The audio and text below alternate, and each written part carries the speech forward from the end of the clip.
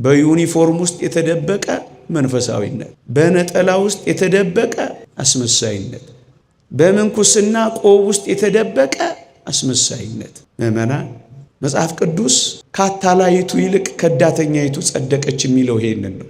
አስመሳዮችን አይሁድ እንደሱ ነው የሆኑት።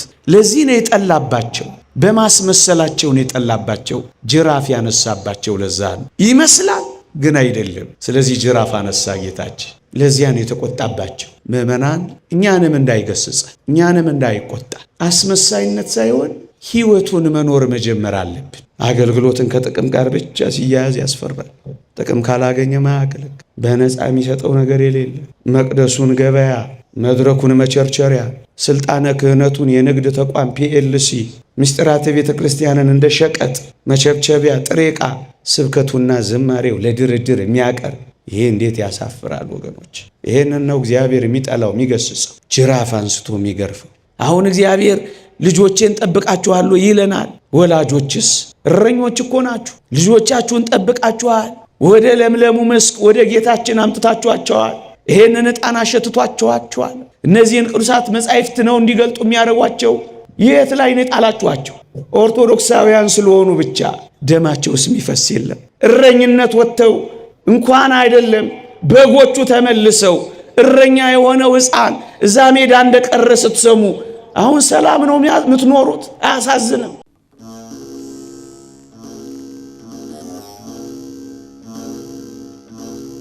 የእግዚአብሔርን ቃል አሰማችኋለሁ።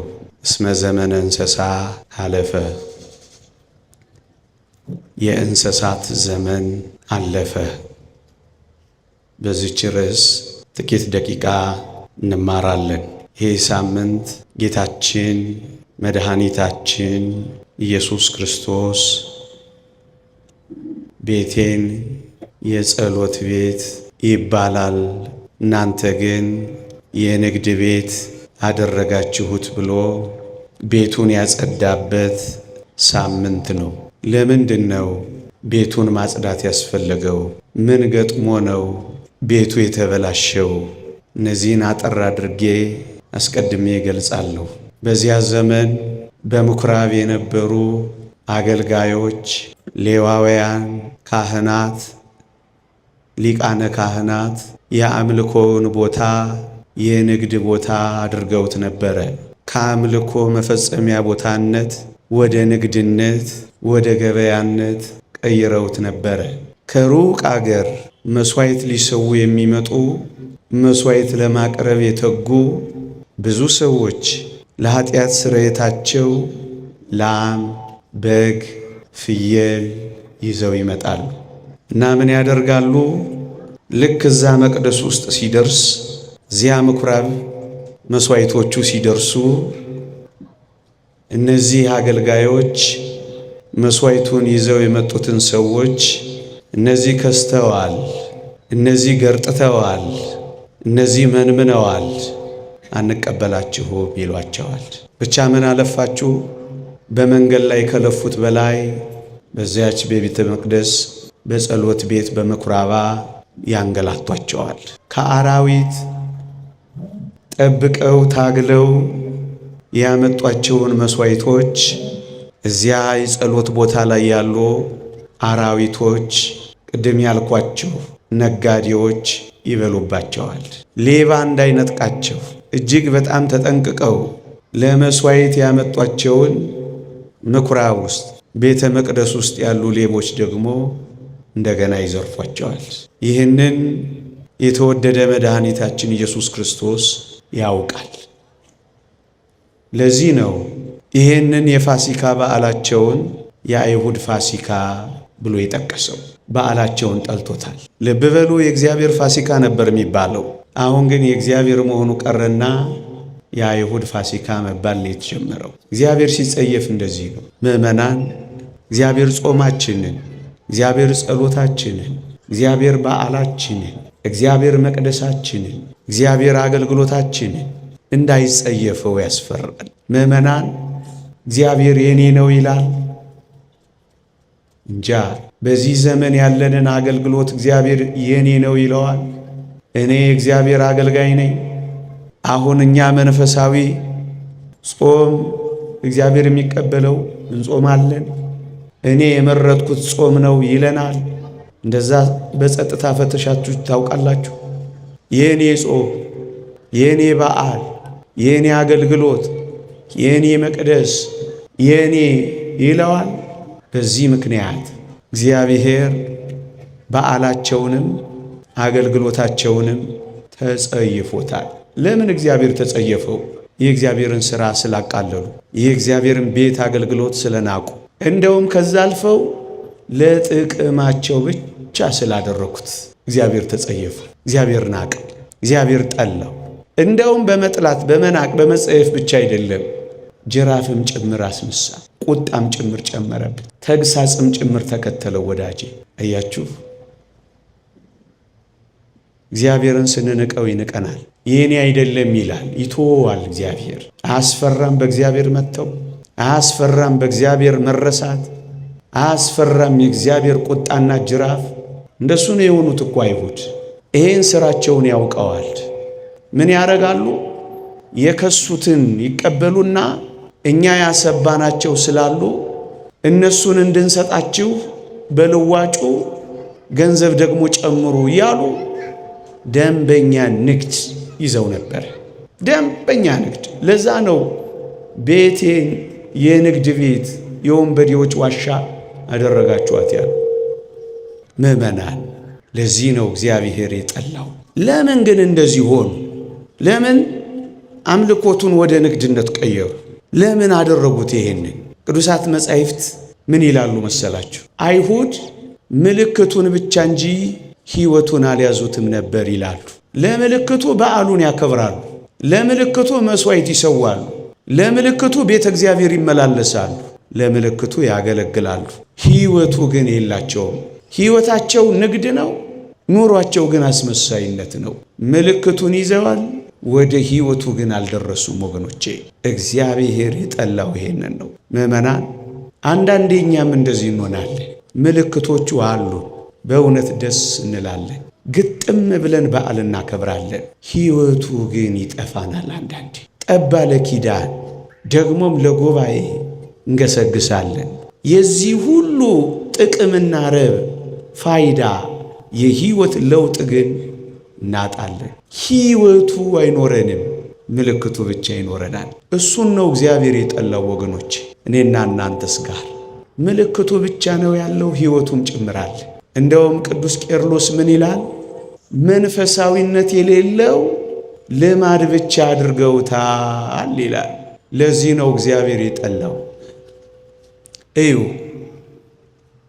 ካህናቱ የነቢያቱን ትምህርት አንቀበል ብለዋል። በፍጹም ከእግዚአብሔር ቃል ርቀዋል። የእግዚአብሔር አይመስሉ።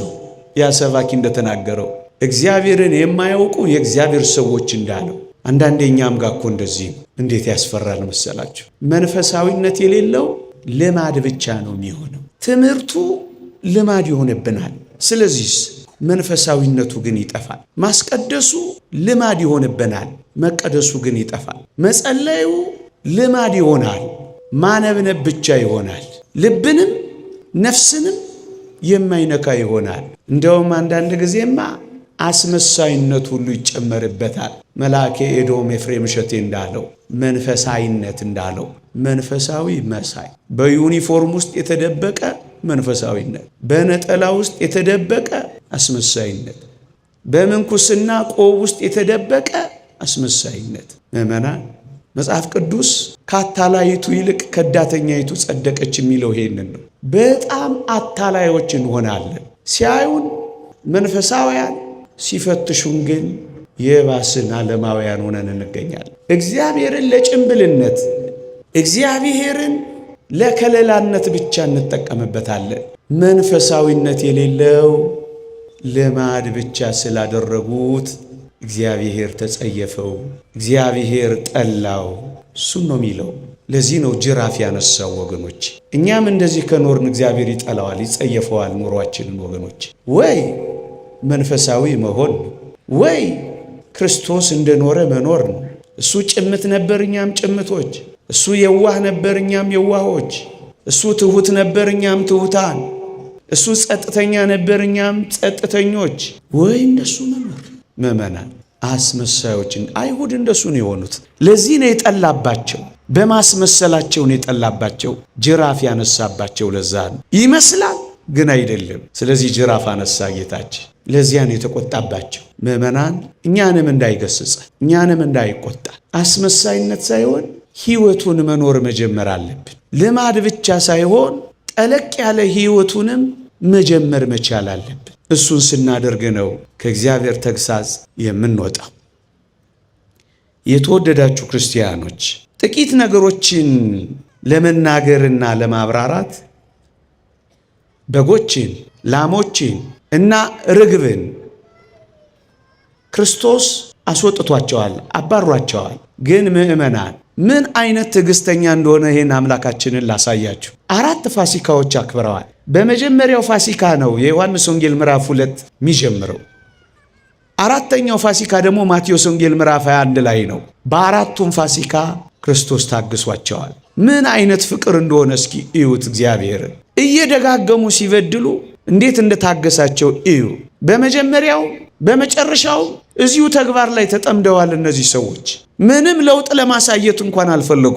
ለዚህ ነው ተግሳጹን ያመጣባቸው። ወገኖቼ አንዳንዴ እኛም እንደዚሁ እንሆናለን። ለከርሞ ያው፣ አምናም ያው፣ ዘንድሮም ያው፣ የሚቀጥለውም ያው፣ ለውጥ የሌለው። ያኔ ነው ጅራፍ ያነሳው፣ ያኔ ነው የምር የገሰጸው። አንድ ሁለተኛ በጣም የሚደንቃችሁ ሰዎቹን አይደለም ያባረረው፣ መስዋዕቱን ለመስዋዕት የሚቀርቡትን ነው ያባረረው ክርስቶስ። ለምን ካላችሁኝ ዋናው ማሳየት ማስተማር የፈለገው ርዕሴ ላይ ነው ማርፈው። እስመ ዘመነ እንስሳ አለፈ፣ የእንስሳት ዘመን አለፈ። አሁን የሚሰዋ በሬ፣ አሁን የሚታረድ በግ አይደለም ነው። አበግዑ ዘእግዚአብሔር ዘያትቱ ያሴስል ኃጢአተ ዓለም፣ የዓለምን ኃጢአት የሚያስተሰርይ በግ ስለመጣ በጎች ምን ያደርጋሉ? መልእክቱ እሱ ነበር። የላሞችና የጊደሮች ደም ጊዜያዊ ስርየትን ስጋን ከመቀደስ ያላለፉ እነዚህ መስዋዕቶች ምን ያደርጋሉ? አሁን ግን ስጋንም ነፍስንም ሕሊናንም ጭምር የሚቀድስ እውነተኛ መስዋዕት በግ ስለመጣ እነዚህ በጎች፣ እነዚህ ላሞች፣ እነዚህ ፍሪዳዎች ምን ያደርጋሉ? ጭብጡና መልእክቱ ግን እሱ ነበር። አልገባቸውም እንጂ ቅዱስ ጳውሎስ የኋለኛውን ሊሽር ሁለተኛውን ሊያቆም የኋለኛውን ይሽራል ይላል። አሁን ጌታችን አዲስ ቤተ መቅደስ አንጽቶ ሊሰጣት ነው ለአዲስ ኪዳኗ ቤተ ክርስቲያን። ስለዚህ ቤቱን ያጸዳው። ቤቱ አያስፈልግም አላለም እንዳንዳንዶች። ቤቱንም አፍርሱት መቅደስ አያስፈልግም አላለም እንዳንዳንዶች። መቅደሱን አነጻ፣ ገበታውን ገለበጠ፣ መስዋዕቱን አባረረ። ወዳጄ የተሻረ አለ። መስዋዕቱ በክርስቶስ ደም በክርስቶስ ሥጋ መስዋዕቱ ተተክቷል። አሁን እዚህ ቤት ውስጥ በግ አታዩ። አሁን እዚህ ቤት ውስጥ ፍየል አታዩ። የኢየሱስ ክርስቶስ ሥጋና ደም ግን ይሰዋል። አንድ ጊዜ በማቅረብ ተቀድሰናል ይላል። ሁሌ የምንቀደስበት መስዋዕት ሊሰጠን የመጣው እሱን ነው። የእንስሳት ዘመን አለፈ፣ አሁን እውነተኛ መስዋዕት ተተከለ። ያኛው ተሻረ፣ ይሄኛው በአዲስነት ተሰጠ። እሱን ነው የሚያመለክተው። ያባረራቸው ለዛ ነው፣ ያስወጣቸው ለዛ ነው። ቤተ መቅደሱን ግን የአሕዛብ የጸሎት ቤት ትሆናለች ነው ያለው። ቤተ መቅደሱ ውስጥ ባለው ቤተ መቅደስ ነው ይሄንን ያነጸው። ወገኖቼ የወርቁንስ ገበታ ምን አስገለበጠው ካላችሁኝ አንድ እግዚአብሔር ቃል አንብብላችሁ እንዲህ ይላል። ከአባቶቻችሁ ከወረሳችሁት ከከንቱ ኑሯችሁ በሚያልፍ ነገር በብር ወይም በወርቅ ሳይሆን ነውርና ድፍ እንደሌለው እንደ በግ ደም በክቡር የክርስቶስ ደም እንደተዋጃችሁ ታውቃላችሁ ይላል። በወርቀ ደሙ ዋጅቷችኋል። ስለዚህ አሁን ወርቅ ምን ያስፈልጋል ብሎ ገበታውን ገለበጠው። ከወርቅ በላይ የሆነ መስዋዕት ክርስቶስ ስለመጣ ወርቅ አሁን ምን ያደርጋል?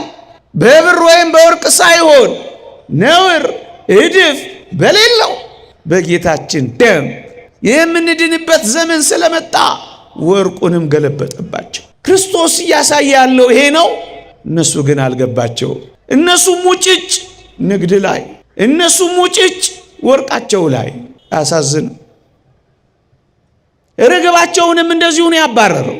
ግን የዚህ ደግሞ ሌላኛው ሐሳብና ምስጢር ምንድነው ካላችሁኝ፣ በበሬ ያርሳሉ፣ በላምም ጥቅም ያገኛሉ። ስለዚህ ለምን አባረራቸው? ጥገኝነታቸው ምድራዊነት ብቻ ሆነ። መብል መጠጥ ብቻ ነው ሐሳባቸው። ንግድ ብቻ ነው ሐሳባቸው። ጽድቅ አይደለም ንግድ፣ አምልኮ አይደለም ገበያ፣ እግዚአብሔር አይደለም ወርቅ። ትኩረታቸው እዛ ላይ ነበር። ለዚህ ነው እግዚአብሔር የጠላው ወገኖቼ። አያችሁ፣ አንዳንዴ እኛም ጋር አገልግሎቶች እንደዚህ ይበላሻሉ። እግዚአብሔር ይሄን አይወደው፣ እግዚአብሔር ይጸየፈዋል። እንሰማለን እኮ አንዳንዶች ጸሎትን እንኳን ሳይቀር በገንዘብ እየቸበቸቡ ያሉ እንዳሉ እኮ እንሰማለን። ይሄ እግዚአብሔር ይወደዋል። በነፃ የተሰጣችሁን በነፃ ስጡ ያለ አይደለምን እግዚአብሔር? የጸሎት ነጋዴዎች፣ የመቁጠሪያ ነጋዴዎች፣ ንግድ አልበዛም? ምንም አይነገድ አለ።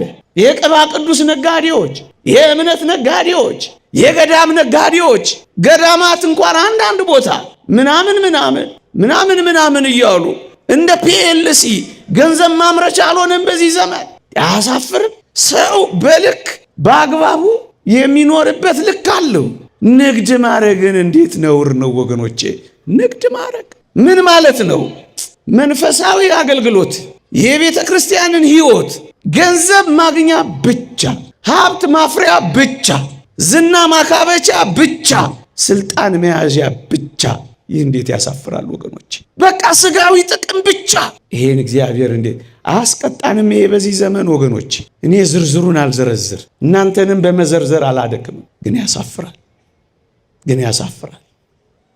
ጥቅም እስካልተገኘበት ድረስ ማገልገል የማይፈልግ ከሆነ ይህ ምንኛ ጅራፍ ያስነሳል። የተወደደ መድኃኒታችን እንዴት እንዳገለገል አልሰማችሁ? ከማንም ጥቅም ሳይፈልግ፣ ከማንም እዚህ ገባ የሚባል ስጦታ ሳይፈልግ ነው እኮ ያገለገሉ። ምንም ነገር ወገኖቼ፣ ምንም የሌለው ቅዱስ ጴጥሮስ ጋር አገልግሏል። ክርስቶስ ቤቱ ገብቶ መካከለኛ የሚባል ያቀረበው ያለቀበት ዶኪማስ ጋር አገልግሏል። ክርስቶስ 4 እጥፍ ልካስ ልመልስ ያለ ዘኬዎስ ጋር፣ ኢንቨስተር የመሰለም ጋር አገልግሏል ክርስቶስ። የተወደዳችሁ ክርስቲያኖች፣ እንደዚህ ነው ክርስቶስ ያገለግሉ። ከማንም ጥቅም ሳይጠብቅ፣ ከማንም ሳይፈልግ አገልግሎት ማለት ይሄ። ከዚህ ይልቅ ግን ቅድም ያልኳችሁን ብቻ ጥቅም አድርጎ ንግድ ነው የሚሆነው። እግዚአብሔር ይጸየፈዋል። ምን ያህል ባገኘ ነው ብሎ አስልቶ ሂሳብ ሰርቶ መኖር፣ ይሄ ከአገልግሎት የሚጠበቅ አይደለም። እሱን ነው የሚለው። ይልቁንም የሚያገለግል አሁን እውነተኛ እረኞች፣ እውነተኛ አገልጋዮችን እኮ አይተናል በመጽሐፍ። ከለምለም መስክ አሰማርቶ፣ ከሚያምረው ግጦሽ ነጭቶ፣ ከዛፍ ጥላ ስር አሳርፎ፣ ከንጹህ ውሃ ቀርቶ በጎቹን ነው የሚንከባከበው። ለበጎቹ ራሱን አሳልፎ ነው የሚሰጠው። ክርስቶስ እንደዚህ ሆኖ የመጣ እረኛ ነው። ለዚያ ነው እነዚህን እረኞች የገሰጸው። ከእጆቻቸው አስጥላቸዋለሁ ያለው። ዛሬም ከእንደነዚህ ነጣቂ እረኞች እግዚአብሔር ልጆቹን በነጠቀልንማ። በእውነት ምዕመኑን የሚያስጨንቁ ገንዘብ ካላመጣ ማይፈልጉ እንዴት ያስጨንቁ እንዴ! አንዳንዴ ይቀየራል። በእኛም ዘመን ጅራፍ እንዳይመጣ ያስፈራል። አገልግሎትን ከጥቅም ጋር ብቻ ሲያያዝ ያስፈራል። ጥቅም ካላገኘ ማያገለግል፣ በነፃ የሚሰጠው ነገር የሌለ፣ መቅደሱን ገበያ፣ መድረኩን መቸርቸሪያ፣ ስልጣነ ክህነቱን የንግድ ተቋም ፒኤልሲ፣ ምስጢራተ ቤተ ክርስቲያንን እንደ ሸቀጥ መቸብቸቢያ፣ ጥሬ ዕቃ፣ ስብከቱና ዝማሬው ለድርድር የሚያቀርብ፣ ይሄ እንዴት ያሳፍራል ወገኖች! ይሄንን ነው እግዚአብሔር የሚጠላው የሚገስጸው፣ ጅራፍ አንስቶ የሚገርፈው። ያውም በስሱ ሳልጨክን ነው ያወራው። በፕሮቶኮል የቤት ቅናት ይበላኛል ብሎ በሙሉ ነው ጠርጎ ያስወጣው ወገኖች። ምዕመናን፣ ዛሬ የቤቱ ቅናት ሊያቃጥለን ይገባል። ምክንያቱም እዚህ ካለነው በላይ እደጅ ያለው በግ ይበልጣል። ከተረፈው በግ ይልቅ የዓለም አውሬ የበላው በግ ይበልጣል። ይህ ምንኛ ያቃጥላል! ይሄ ምንኛ ይነዳል! ምዕመናን፣ እናንተስ ያቃጥላችኋል? ይነዳችኋል እንዴ? ማህሌት ውስጥ ሳይሆን ናይት ክለብ ውስጥ ያለው ይነዳችኋል። ዕጣን የሚያጨሰው ሳይሆን እዚህ አሽሽ የሚያጨሰው ይነዳችኋል። እኛ ጋር የሚመጣው ሳይሆን አሁን በቀደም እዚህ የሆነ ቀን በዚህ በቦሌ ሳልፍ ነበር። እዚህ በሚሊኒየም አዳራሽ ገና አንድ ፍሬ ሕፃናት ልጆች ናቸው፣ ይጎርፋሉ። ምንድነው አልኩ። ለካ ሌሊቱ ሙሉ ሊጨፍሩ ነው። አያሳዝኑ? እንዴት ያሳዝኑ! ከስተዋል፣ ጠውልገዋል፣ ጠቁረዋል። ከንፈሮቻቸው፣ አይኖቻቸው እንቅልፍ ካጡ በጣም ብዙ ጊዜያቸው እንደሆነ ያሳውቃል። አንጀታቸው ጥብቅ ብሏል። ሱሪያቸው በመከራ ነው እነሱ ጋር ያለው። ቆሜ እያየሁ አዘንኩላቸው። ይሄ ያቃጥላችኋል ምዕመናን። ከሰበክነው በላይ ያልሰበክነው አይበዛ? ካቀረብነው በላይ ያላቀረብነው፣ ከሰማው በላይ ያልሰማው አይበዛ? አሁን ይሄ ብቻ ነው አገልግሎታችንና ልካችን ምዕመናን። አሁን እግዚአብሔር ልጆቼን ጠብቃችኋለሁ ይለናል። ወላጆችስ እረኞች እኮ ናችሁ። ልጆቻችሁን ጠብቃችኋል። ወደ ለምለሙ መስክ ወደ ጌታችን አምጥታችኋቸዋል። ይሄንን ዕጣን አሸትቷቸዋል። እነዚህን ቅዱሳት መጻሕፍት ነው እንዲገልጡ የሚያደርጓቸው። የት ላይ ነው የጣላችኋቸው? እግዚአብሔር አይጠይቀንም? ስለ ልጆቻችሁ ግድ አይላችሁ? አትጸልዩም? አታለቅሱም? በቤተ እግዚአብሔር ደጅ አትጠኑ? እረኞች እኮ ናችሁ። እናንተ መምህራንስ ደግ ነገር ይማራል የምታስተምሩት ልጅ? እውነት እግዚአብሔርን ይፈራል? እዚያ አስኳላ ያለው መምህርስ እውነት መምህር ነው ያስተምራል? አይቆጫችሁም? ደግ ያልሆነ ነገር የሚያስተምር ነገር ሲፈጠር አይነዳችሁ? አያቃጥላችሁ? የእግዚአብሔር ቤት የልጆቹ ቅናት አይዛችሁ? እናንት ሕዝብንስ የምታስተዳድሩ ትንሽ አያቃጥላችሁ? የሚንከራተት ሕዝብ ስታዩ፣ ኑሮ የከበደው እንደ ቀንበር የሰበረው ሕዝብ ስታዩ ትንሽ አያሳዝናችሁ? የሚበላው አጥቶ ኩርምት ብሎ የሚያድር አንጀቱ የታጠፈ የሚሄድበት የጠፋው የሚሰራው ያጣ የሚማረው የሚቀጥረው ያጣ ሰው ትንሽ አያሳዝንም? ሚንገላታ የእግዚአብሔር ሕዝብ አያሳዝንም? ይሄስ ቤቱ አያቃጥልም? እስመ ቅንዓተ ቤትከ በልዓኒ። ይህ ቤት ቅናት እንደዚህ እኮ ነው ከፍ እያለ እንደዚህ እኮ ነው እየሰፋ የሚሄደው ወገኖቼ ምዕመናን። በዚህ ዘመንስ እንደ እውነት እንነጋገር ከተባለ ሌላ የቤቱ ቅናት የሚበላን የለም። ብዙ የክርስቶስ ማደሪያዎች የሆኑ በተለይ በዚህ ዘመን ኦርቶዶክሳውያን ስለሆኑ ብቻ ደማቸውስ የሚፈስ የለም። እረኝነት ወጥተው እንኳን አይደለም በጎቹ ተመልሰው እረኛ የሆነው ሕፃን እዛ ሜዳ እንደቀረ ስትሰሙ አሁን ሰላም ነው የምትኖሩት? አያሳዝንም? የልጆቹ ቅናት አይበላችሁ? ከቤት ወጥተው ደጅም በቀደም አንድ ሰው አግኝቻለሁ። አንድ ሀገር ሄጄ ከቤታችን ወጥተን ጫካ ማደር ከጀመር 4 ዓመታችን ነው አለኝ። እንግዲህ እዛ ሀገር ነዋሪ ነው፣ ሌላ ቦታ ተሰዶ መጥቶ መኖር ያልቻሉስ የቤቱ ቅናት አይበላንም? መቼ ነው የምር የእውነት እኔና እናንተ የቤቱ ቅናት በልቶን እናቃጥሎን እግዚአብሔርን የእውነት በሱባኤ የእውነት በእንባ የእውነት በጨዋነት በቃኝ የምንለው? የቤቱ ቅናት ይበላኛል፣ ይበላናል፣ ይሰማናል፣ ያቃጥለናል። እንደ ሙሴ እንደ እረኛው ሙሴ ምንድን ነበር ያደረገው? እረኛው ሙሴ ይህ ሕዝብ ከሚጠፋ ከሕይወት መጽሐፍ እኔ ልጥፋ ነዋ ያለው ሙሴ። እንዲህ አይነት እረኞች ያስፈልጉናል። ከመንጋው ፊት የሚበሉ እረኞች ያስፈልጉናል። ስለ በጋቸው የሚሰዉ እረኞች በዚህ ዘመን ያስነሳልን እግዚአብሔር ያስፈልገናል። ያላቸውን የሚተዉ ስለ መንጋው የሚኖሩ በመንጋው የሚኖሩ ሳይሆን ስለ መንጋው የሚኖሩ እንደነዚህ አይነት እረኞች ያስፈልጉናል። ሙሴ እንደሱ ነው ያለው። ይህን ሕዝብ ከምታጠፋ ከሕይወት መጽሐፍ እኔ በፈርዖን ቤት ካለው ቅምጥልነት ይልቅ በግብፅ በፈርዖን ቤት ካለው ጊዜያዊ ተድላ ደስታ ይልቅ በበረሃ ከሕዝቡ ጋር መንከራተትን የመረጠ ድሎትን ምቾትን የናቀ እረኛ ሙሴ አይደለም? ደስ እኮ ነው። የሕዝቡ ቅናት የበላው ሙሴ፣ ከሕዝቡ ጋር አብሮ በበረሃ የሚመላ ሙሴ፣ እንደሱ ነው እረኝነት። እና እንዲህ አይነት ዘመን ላይ የቤቱ ቅናት ሊበላል ምንም ነገር እንኳን ማድረግ ባንችል ንጹሕ ሆነን መጸለይ መፍትሄ ነው ወገኖች። የንጽህና ጸሎት፣ የንጽህና ጾም፣ የንጽህና እጆችን መዘርጋት፣ ንጹሕ ሆኖ ማልቀስ እግዚአብሔር ይሰማናል። አንድ ቀን ስለ አንዲት የራሔል እንባ አይደል ሕዝቡን ከእሳት ያወጣው?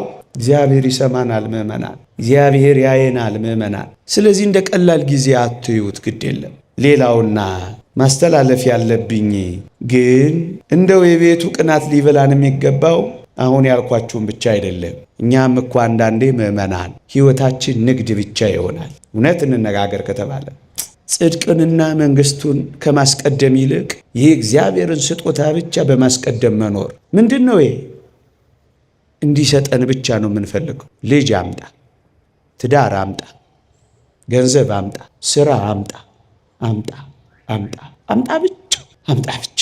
እግዚአብሔርን ማመስገን፣ እስካሁን ስለሰጠን ማድነቅ፣ አንተ የኔ ስለሆንክ ብቻ ብሎ መመሰጥ፣ እግዚአብሔርን ስለ ስጦታው ሳይሆን እግዚአብሔርን ስለ ራሱ ብቻ መፈለግ እንዴት ይደንቃል!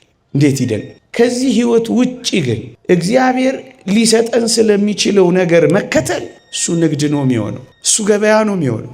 ካልሰጠን አለመከተል፣ አለማምለክ፣ ከሰጠን ደግሞ መከተል፣ ይሄ ንግድ ነው የሚሆነው። አባቶቻችን እንደሚያስተምሩን ለነፍስ ጥቅም ለእግዚአብሔር ፍቅር ተብሎ ካልሆነ በቀር ጸሎትም ሱባኤም ጾምም አገልግሎትም ለነፍስ ጥቅም ለእግዚአብሔር ፍቅር ካልሆነ ንግድ ነው የሚሆነው ነው የሚሉት ነጋዴዎች እንዳልነው። እግዚአብሔርን የያዘ እኮ ሁሉም የሱ ነው የሚሆነው። የተወደዳችሁ ክርስቲያኖች ምን ይጎልበታል? የኔ የሆነው ሁሉ ያንተ ነው እኮ ነው የሚለው። እዛ የሉቃስ ወንጌል ምዕራፍ 15 ላይ ያንን አባት አላያችሁት? ለምን ድርሻዬን አትሰጠኝም አለው። ልጄ ሆይ የኔ የሆነው ሁሉ እኮ ያንተ ነው አለ። እግዚአብሔር ያንተ ከሆነ የእግዚአብሔር የሆነው ሁሉ ያንተ የሆነ የለ። ስለዚህ የእግዚአብሔር የሆነውን ሁሉ ከማሰስና ከመፈለግ ይልቅ ራሱን ሁሉ በሁሉ የሆነውን ሁሉን በእጁ የያዘውን ራሱን አትይዘው? እሱን ለቀህ እሱ የሚሰጥህን ጥቃቅን ነገር ለምን ትፈልጋለህ? ዋናውን ባለጸጋውን እሱን አትይዝም? እሱን ከያዝክ እኮ ሁሉ ያንተ ነው የሚሆነው። ለነፍስ ጥቅም ለእግዚአብሔር ፍቅር ተብሎ ነው የሚደረገው። አለበለዛ ንግድ ነው፣ ገበያ ነው የሚሆነው። ገበያ ነው የሚሆነው። ሙሴ በውሃ ክርክር ምክንያት እግዚአብሔርን ቢያሳዝን እግዚአብሔር ወደ ከነዓን አትገባም አለው። ልብ በሉ፣ ከነዓን እንደማይገባ ሙሴን ነገረው። ግን ሙሴም እንዳረገ ታውቃላችሁ? አገልግሎቱን የቀጠለው። ምክንያቱም ሙሴ እግዚአብሔርን የተከተለው ስለ ከነዓን አይደለም፣ ስለ ራሱ ስለ እግዚአብሔር ነው። ወዳጄ እግዚአብሔርን የምንከተለው ስለ ራሱ ስለ እግዚአብሔር ነው እንጂ ስለ ምንም ነገር አይደለም። ይልቅ ጸሎት፣ ይልቅ ሱባኤ፣ ይልቅ በየገዳማቱ መንከራተታችንን መዞር፣ የበቁ አባቶች ፍለጋ ዙረታችንን ለነፍስ ጥቅም ለእግዚአብሔር ፍቅር እናድርገው። አለበለዛ ለዕድሜ ማርዘሚያ፣ ለንብረቴ መጥቀሚያ፣ ለግዛቴ ማቅኛ፣ ለጠላቴ መጉጃ እያለ የምንጸልየው ጸሎት የምንይዘው ሱባኤ ንግድ ብቻ እንዳይሆን ያስፈራል። ስለዚህ የነፍስ ጥቅም የእግዚአብሔር ፍቅር ላይ ማተኮር፣ ከዚያ ሌላው ሁሉ ይመጣል፣ ይጨመራል። በቃኝ እስክትለው፣ አቁም እስክትለው፣ ያዘው እስክትለው ድረስ ያጎርፈዋል። መሸከም እስኪያቅት ድረስ ነቅንቆ ጠቅጥቆ ያሳቅፋል። ንግድ እንዳይሆን፣ ንግድ እንዳይሆን። ይህ የተሰጠን ሰውነትን በመንፈስ ቅዱስ ጸጋ ሀብት የሆነ የእግዚአብሔር ቤቱ ነን ይላል የእግዚአብሔር ቃል። ማደሪያው ነን እኛ። ይህን ማደሪያውን ሰውነታችንን የተወደዳችሁ ክርስቲያኖች የንግድ ቤት እንዳናደርገው፣ የመጣ የሄደ ሁሉ እንዳይሰማራበት። የእግዚአብሔር ማደሪያ ነው፣ የንጽህና ማረፊያ ነው። የርኩሰት ቤት ይህ ንግድ ነው የሚሆን። ተግሳጽና ጅራፍ የሚያስነሳው ይሄ ነው። ቅድስናን ፍጹም እያደረግን ራሳችንን ከሚያረክሱ ነገሮች እንለይ እንዳለው ቅዱስ ጳውሎስ ቤቱ ነን። ቤቱ ከሆነ ምን እናድርግ? ንጹሕ አድርገን እንጠብቀዋ። እግዚአብሔር የሚያርፍበት እናድርገዋ። ወዳጆቼ እግዚአብሔር በዚህ ሰውነት እንዲያርፍ ንጹሕ ሆኖ መጠበቅ አለበት። ቤቴ ይለዋል። ቤቱ ነን አላለም ቅዱስ ጴጥሮስ? እሱ ደግሞ ቤቴ ይለዋል። እኔ በእርሱ እሱም በእኔ ያድራል እንዳለው እንዲያድርብን ምን እናድርግ? እናጽዳዋ፣ ንጹሕ እናርገዋ። የአምልኮት ሕይወት መፈጸሚያ መንፈሳዊ ቤት ለመሆን እንሰራ። ያን ጊዜ እግዚአብሔር በዚህ ሰውነት ያድራላ። የአንዳንዶቻችን ቤት በበደልና በኃጢአት ምክንያት ይሸታል። ይቅርታ ለቋንቋዬ ትንሽም ይከረፋል። ታዲያ ክርስቶስ በዚህ ቤት ያድራል። የአንዳንዶቻችን ቤት በክፋት በምቀኝነት በጥላቻ የአንዳንዶቻችን ቤት ትርምስምሱ ወጥቷል። እንኳን ሊያድርበት የሚረግጥበት መሬት እንኳን ያጣል። ታዲያ ክርስቶስ በዚህ ቤት ያድራል። የአንዳንዶቻችን ቤት ሸረሪት አድርቶበታል። የአንዳንዶቻችን ቤት ተባዮች ሞልተውበታል። እንኳን ሊያሳድር ጥቂት ደቂቃ የማያስቀምጥም ሂድ ሂድ ይላል። ታዲያ ክርስቶስ በዚህ በበደል በኖረው እንደዚህ አይነት ጥቃቅን ነገሮች በሞሉበት ያድራል? አያድርም። የአንዳንዶቻችን ቤትማ ገና ከደጅ ትልልቅ ውሻዎች ያሰርን ይመስላል። በረዥሙ እንኳን ቤት ውስጥ ሊያስገባ ደጅም የማያስቀርቡ የሚናከሱ ውሻዎች፣ የሚናደፉ እባቦች ያሉበት ይመስላል። ታዲያ ክርስቶስ በዚህ ቤት ውስጥ ያድራል ብላችሁ ታስባላችሁ? ቤቱ ነን ቤቶቼ እንዲለን በእውነት በንስሐ ልናጸዳው ይገባል። ክርስቶስ ጅራፉን ከማንሳቱ በፊት እኔና እናንተ የንስሐን ጅራፍ አንስተን ቤታችንን ልናጸዳው ይገባል። እስመ ዘመነ እንስሳ ሀለፈ፣ የእንስሳት ዘመንማ አለፈ። ይቆየን።